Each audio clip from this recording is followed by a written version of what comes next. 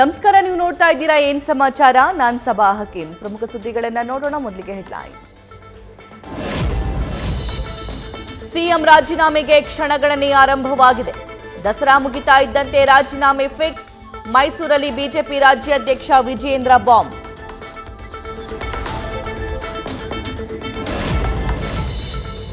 ತುಮಕೂರಲ್ಲಿ ಮತ್ತೆ ಪ್ರತಿಧ್ವನಿಸಿದ ಮುಂದಿನ ಸಿಎಂ ಕೂಗು. ಸಚಿವ ಸತೀಶ್ ಜಾರಕಿಹೊಳಿಯೇ ಮುಂದಿನ ಮುಖ್ಯಮಂತ್ರಿ ಅಂತ ಘೋಷಣೆ. ದಲಿತ ಸಂಘರ್ಷ ಸಮಿತಿಯ ಕಾರ್ಯಕ್ರಮದಲ್ಲಿ ಜೈಕಾರ. ಶಾಸಕ ಜನಾರ್ದನ ರೆಡ್ಡಿ ವಿರುದ್ಧ ದಾಖಲಾಯಿತು ಪ್ರಕರಣ. ಸಿಎಂ ಬೆಂಗಾವಲು ಪಡೆಯ ವಿರುದ್ಧ ದಿಕ್ಕಿನಲ್ಲಿ ಕಾರು ನುಗ್ಗಿಸಿದ ಪರಿಣಾಮ ಕೇಸ್. ಟ್ರಾಫಿಕ್ ಪೊಲೀಸ್ ಠಾಣೆ ಎಎಸ್ಐ ನೀಡಿದ ದೂರು ಆಧರಿಸಿ ಎಫ್ಐಆರ್. ಮೈಸೂರು ಯುವ ದಸರಾ ಕಾರ್ಯಕ್ರಮದಲ್ಲಿ ಯುವಕರ ತಲ್ಲಾಟ, ನೂಕಾಟ. ವಿಐಪಿ ಗೇಟ್ ಬಳಿ ಜಮಾಯಿಸಿದ್ದ ಯುವಕರಿಂದ ಒಳಬಿಡುವಂತೆ ತಗಾದೆ. ವಾಗ್ವಾದ ಹೆಚ್ಚಾಗ್ತಾ ಇದ್ದಂತೆ ಲಾಠಿ ಪ್ರಹಾರ ಮಾಡಿ ಗುಂಪು ಚದರಿಸಿದ ಪೊಲೀಸರು. ವಿಜಯನಗರದ ಹೊಲದಲ್ಲಿ ಕೆಲಸ ಮಾಡೋ ರೈತರಿಗೆ ಜಾಂಬವಂತನ ಕಾಟ. ಕೂಗಾಟದ ಬಳಿಕ ಓಡಿ ಹೋಗಿ ಮರವೇರಿ ಕುಳಿತ ಕರಡಿ. ಪದೇ ಪದೇ ಜಮೀನಿಗೆ ಲಗ್ಗೆ ಇಟ್ಟು ಬೆಳೆ ನಾಶ ಮಾಡುತ್ತಿರುವುದಕ್ಕೆ ಅರಣ್ಯ ಇಲಾಖೆ ವಿರುದ್ಧ ಆಕ್ರೋಶ.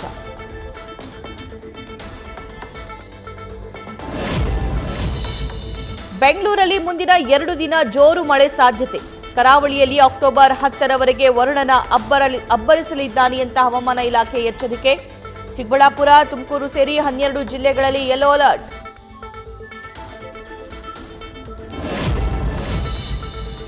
ಉಡುಪಿಯ ಹೆಬ್ರಿಯಲ್ಲಿ ಮೇಘ ಸ್ಫೋಟದಿಂದ ಭೀಕರ ಪ್ರವಾಹ ಸೃಷ್ಟಿ.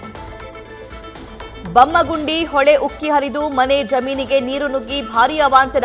ಕೊಚ್ಚಿ ಹೋದ ಮನೆಯ ಅಂಗಳದಲ್ಲಿ ನಿಲ್ಲಿಸಿದ್ದ 2 ಕಾರು, 2 ಬೈಕ್ಗಳು.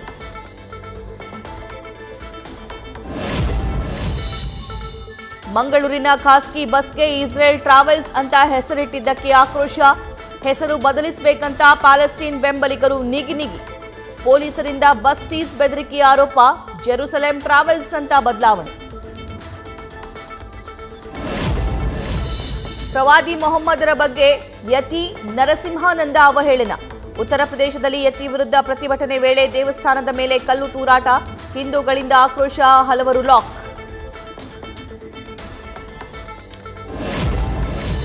ಖ್ಯಾತ ಕೊರಿಯೋಗ್ರಾಫರ್ ಜಾನಿ ಮಾಸ್ಟರ್ಗೆ ಕೇಂದ್ರ ಸರ್ಕಾರ ಬಿಗ್ ಶಾಕ್. ನೀಡಲಾಗಿದ್ದ ರಾಷ್ಟ್ರೀಯ ಚಲನಚಿತ್ರ ಪ್ರಶಸ್ತಿ ರದ್ದು. ಲೈಂಗಿಕ ಕಿರುಕುಳ ಆರೋಪ ಬೆನ್ನಲ್ಲೇ ಕೇಂದ್ರದಿಂದ ಮಹತ್ವದ ನಿರ್ಧಾರ.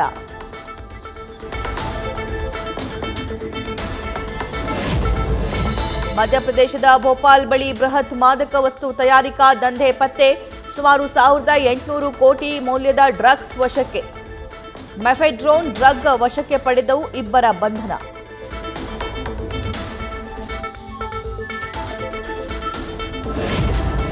ಭಾರತಕ್ಕೆ ಮಾಲ್ಡೀವ್ಸ್ ಅಧ್ಯಕ್ಷ ಮೊಯಿಜ್ ಆಗಮನ. 5 ದಿನ ಪ್ರವಾಸಕ್ಕೆ ಪತ್ನಿ ಜೊತೆ ಆಗಮಿಸಿದ ಅಧ್ಯಕ್ಷ. ಪ್ರಧಾನಿ ಮೋದಿ ರಾಷ್ಟ್ರಪತಿ ಮುರ್ಮು ಜೊತೆ ಚರ್ಚಿಸಿ ಬೆಂಗಳೂರಿನ ಉದ್ಯಮ ಸಭೆಯಲ್ಲಿ ಭಾಗಿ.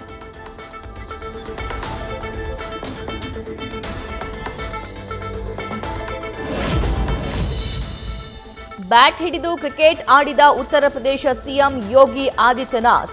ಲಕ್ನೋದ ಅಖಿಲ ಭಾರತ ವಕೀಲರ ಕ್ರಿಕೆಟ್ ಟೂರ್ನಮೆಂಟ್ನಲ್ಲಿ ಬ್ಯಾಟಿಂಗ್. ತಾವೇ ಬ್ಯಾಟ್ ಬೀಸುವ ಮೂಲಕ ಪಂದ್ಯಾವಳಿಗೆ ಚಾಲನೆ.